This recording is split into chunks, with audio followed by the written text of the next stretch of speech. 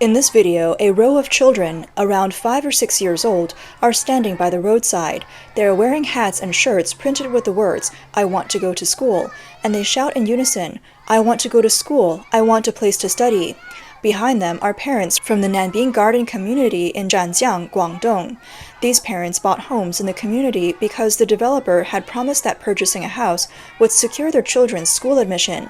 But now the developer's promise had fallen through, and the children have no place in school, leaving the parents to protest outside the Education Bureau. What an irony! At an age when these children should be protected and cared for by society, they are left with no school to attend and must protest on the streets. The parents who hoped for their children to receive a quality education have been brutally disappointed. What was supposed to be a guaranteed school admission through home purchase has turned into an empty promise. This kind of deceit and false hope is a reflection of the broader societal problems under communist rule. The same issue has occurred in other parts of China, including Hebei and Tianjin. On September 2nd, a group of parents from Wulo Primary School gathered outside the Wuyi County Education Bureau in Hengshui, Hebei. They shouted loudly, "Our children need to go to school." The reason they gathered was that the school had promised these parents that their children would have student registration for the new semester. However, the day before school started, the school suddenly notified them that the registration couldn't be completed, asking them to apply for a refund instead. This last-minute change left the children, who were supposed to start school, with no place to attend, and the anxious parents decided to gather at the Education Bureau to protest. On September 5th, a similar scene unfolded outside the Yixingbu Township government in Tianjin. Parents, along with their children who were left without a school, gathered outside the government office, shouting, "Give us back our school." One of the protesting parents on site revealed that they were protesting because the Yixingbu government had misled homeowners from all over the country. They were told that if they bought homes in Yixingbu, their children would attend Beijing No. 11 school. However, by September, the school still hadn't been built, and children who were of school age had nowhere to attend. This forced the parents to come to the government office to demand action. What's most shocking about these events is that the children who are about to start school have become the primary group protesting for their rights. Such incidents are not rare in China, and we are seeing more cases of children displaced due to their parents' political persecution. In a widely circulated video on September 5th, 3 minors stand before the camera protesting. Hello, my name is Liu Ziyang. My younger brother is Liu Ziyu, and my younger sister is Liu Zeri. Our father's name is Liu Yongbin. He drowned at the Taiziwan construction site in Jingbian County. Our mother's name is Guo Zhenyan, and she has been detained by the Jingbian County government. The 3 of us can't go to school anymore and have no home. We don't know what to do, so we wait outside the county government every day for our mom to come home. From what the children said, we can understand that their mother has been persecuted by the authorities for standing up for her rights and has been detained by the government. Now the 3 children are left without anyone to care for them, and the youngest is not even 6 years old. The Chinese government not only neglects these displaced minors, but also shows no mercy when persecuting them in secret. In the eyes of the government, they are the children of petitioners and considered outcasts in China. With nowhere else to turn, these children have been forced to face the media to defend their rights. Every day, the Chinese people resist the cold and ruthless dictatorship of the CCP. However, this resistance is often hidden under the regime's oppressive control and propaganda machine. Evidence of this growing resistance can be seen in the increasing number of surveillance cameras on the streets, the rise in police and security personnel, and the long lines outside Beijing's petition office, the longest in the world. This resistance knows no age or status and is spreading like a spark. On September 4th, a video circulated online showing a clothing factory owner in Zhanjiang attempting to escape without paying wages. The employees caught him, stripped off his clothes, and paraded him through the streets. On September 6th, 3 intense collective protests erupted nationwide in one day. The first was in Qiu County, Hebei. Workers at the Kunpeng International Convention and Exhibition Center protested against wage arrears by displaying banners. The police forcefully seized the banners, leading to a heated confrontation. In Nanning, Guangxi, a technical school had promised students before the semester began that their phones would not be confiscated. However, after the school year started, they went back on their word and began taking away students' phones. This caused strong dissatisfaction, and many students gathered in the corridors of the teaching building to protest. On Guangdong Avenue in Wuhan, a large group of owners of the Zhanjiang apartment complex gathered on the streets to protest against the government's commercial-to-residential conversion policy. Large numbers of police officers gathered at the scene. The commercial-to-residential conversion mentioned in the video refers to land units being repurposed from commercial land to residential use, selling it as serviced apartments or hotel-style accommodations. In China, commercial properties differ greatly from residential properties in terms of the duration of property rights, amenities, floor area ratio, green space, public facility areas, safety levels, management fees, and property fees. For example, commercial properties typically have a 40-year use period once sold, whereas many owners purchase them at residential prices expecting a 70-year right. When they're left with only 40 years of usage, this practice severely infringes on the rights of the owners, leading to protests. Additionally, on September 11th, a mass poisoning incident occurred at the No. 1 Junior High School in Yima City, Xiamenxia, Henan Province. Over 100 students were taken to the hospital after dinner. According to an informed person, the school uses a meal delivery system, so if there's a problem, it must have occurred during meal preparation. Before this incident, students had already complained about the food, saying the meals were spoiled and the eggs were rotten. That night, the school's entrance was packed with parents who had rushed there upon hearing the news. To express their dissatisfaction, these parents staged a protest at the school's gate, but were suppressed by the police. These protests, occurring from different fields, social classes, and demographics, are intensifying in various ways, forming a societal volcano in China that is on the verge of eruption. Despite the CCP's ongoing efforts to block information, the rise in protests and right defense activities in China remains apparent. The US-based nonprofit monitoring organization Freedom House has been consistently tracking dissent in China. In the second quarter of 2024, Freedom House's China Dissent Monitor, CDM, recorded 805 dissent incidents, an 18% increase from 2023. Most of these incidents involved labor and housing protests, with labor protests accounting for 44% and housing protests for 21%. Guangdong was the most affected region, with 13% of all protests, followed by Shandong, Hebei, Henan, and Zhejiang. In major cities, protests driven by economic dissatisfaction were most common in Shenzhen, Xi'an, and Sanya, along with many other high-ranking cities located in Guangdong Province.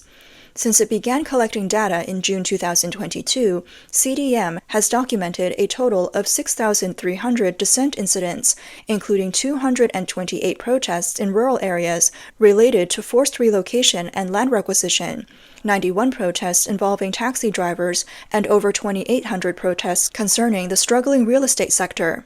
China's economy is now entering a stagnation period not seen in the past 40 years. While Beijing has taken measures to stimulate the economy, challenges like the real estate crisis, trade war with the US, crackdowns on private enterprises, and the costly pandemic lockdowns have created insurmountable obstacles. The researchers noted that despite tighter government censorship, the number of recorded protests continue to rise. The statistics for June of this year surged to a new record, partly because of the adoption of new methods for gathering sources on protests. Protests initiated by homeowners and construction workers make up 44% of all dissent incidents in the CDM database. The top two real estate companies involved are Country Garden and Evergrande, with 106 incidents related to Country Garden and at least 71 incidents connected to Evergrande. Both developers are entangled in debt issues. The CDM report does not reflect the Chinese authorities' stance on these protests, but it emphasizes the economic challenges faced by the ruling Chinese Communist Party, which could potentially escalate into broader governance issues. Historically, the Chinese Communist Party has maintained its grip on power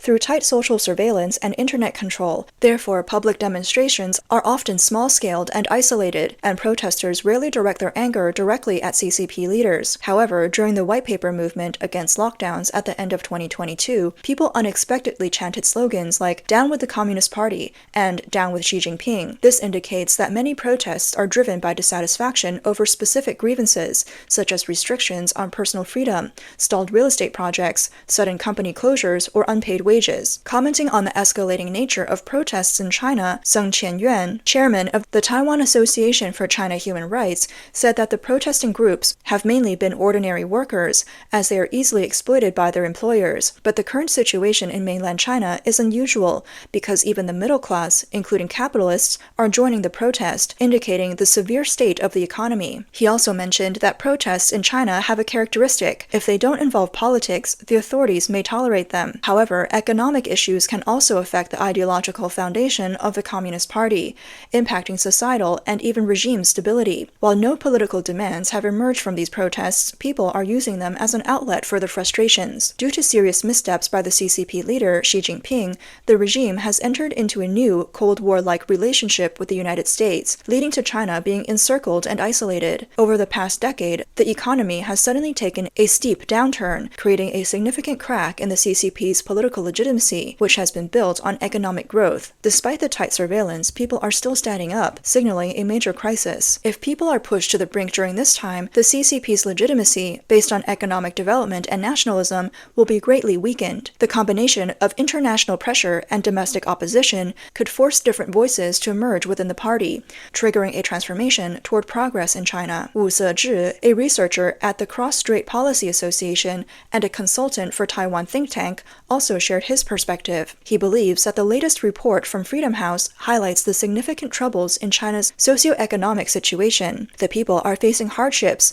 which is why they have no choice but to stand up for their rights. Generally, social protests occur when people's tolerance reaches a breaking point. Wu also pointed out that the CCP's internal control has become even more severe. Most data is hidden, and the increasing restrictions on so-called foreign influences make it harder for the international community to observe the true state of protests within China. Even with limited information, the noticeable increase in protest incidents suggests that the real numbers could be even higher. The CCP has always suppressed and blocked protest events, including various methods to calm public or social backlash. However, the tools the CCP can use are dwindling, especially given severe financial issues. The expectation that the CCP can improve the economy and provide various subsidies is becoming increasingly unlikely, and the stability of the CCP's rule is starting to shake. Wu said, "This is why Xi Jinping keeps emphasizing security. Externally, this refers to national security, but internally, it means the security of the regime. As Chinese society as a whole falls into economic hardship, the CCP will find it more difficult to control the public's resistance against the government. Ultimately, the CCP might collapse due to social unrest. However, the economy isn't the only factor threatening the CCP. Another critical cause of the regime's crisis is the social injustice caused by systemic corruption. Two senior scholars from Harvard University and Stanford University,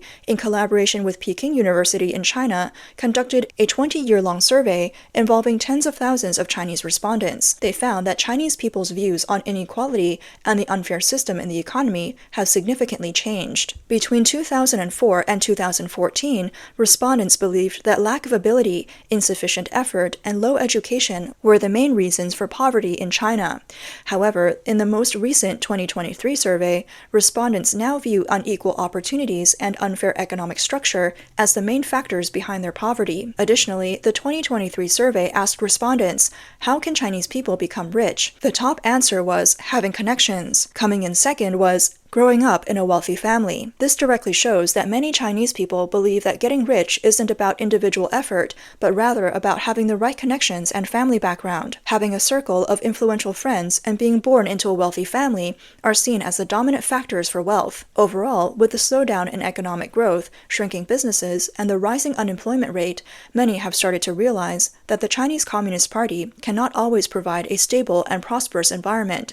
In fact, they now understand that some of the difficulties they face are likely related to the CCP system. Because unequal opportunities and an unfair economic system are factors beyond people's control, they tend to lead to complaints, anger, and expressions of dissatisfaction. According to the survey results, compared to decades ago, the sense of unease, inequality, and unfairness among Chinese people has been steadily increasing. The survey does not show signs of a social volcano erupting. However, the findings suggest that the leadership's legitimacy is wavering.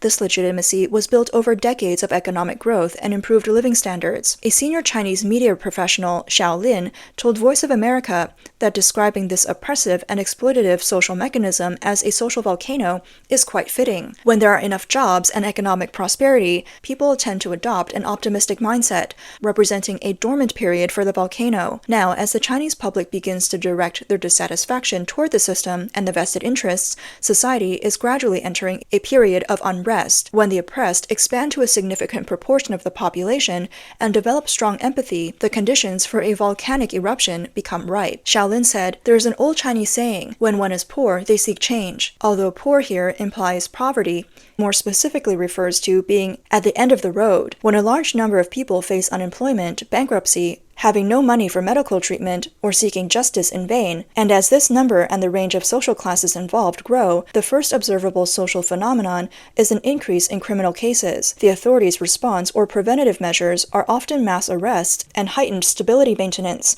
all of which accumulate the energy for the next stage, the eruption of the social volcano. The buildup and deepening of public discontent are inevitable signs before the eruption of the social volcano. In simple terms, when officials push people too far, rebellion follows. Social or political change could happen very soon.